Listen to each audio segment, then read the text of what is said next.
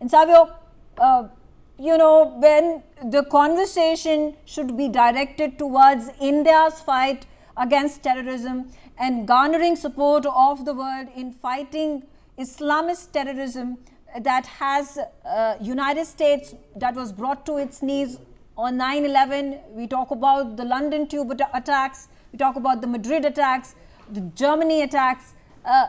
26/11 is something that is a disgrace, that's a shame.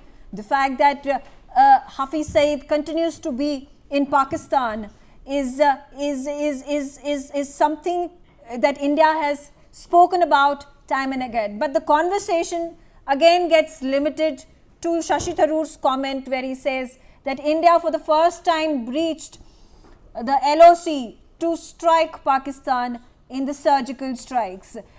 Congress has taken offense to it, saying that there have been surgical strikes and military operations that have been conducted under the Congress rule as well.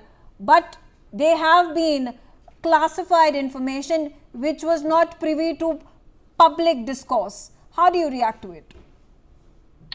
So let me react to it in a manner which Shashi Tharoor has made famous in the world, with words.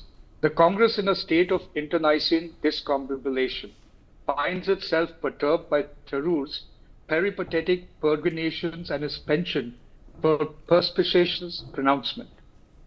What do I mean by that? Is that whatever Tharoor is doing and the fame that Tharoor is getting is something that is not being digested by the Congress party. And what they are not able to understand, Megha, is that Tharoor is not doing it whether he's a Congress or a BJP. He's doing it because he's an Indian. He's a member of parliament.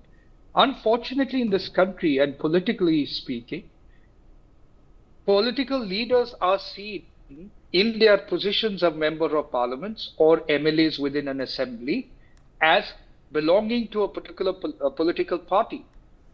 But that's not the case. When you are in as a member of parliament, your first responsibility is towards the country. Your second responsibility is to the party that you belong to. And your last responsibility is to yourself. Now, having said that, the point is that we've got members of parliament who represent India in a strategic move, visiting different countries, putting forth our story and the reasons why the world must open its eyes to Islamic terrorism.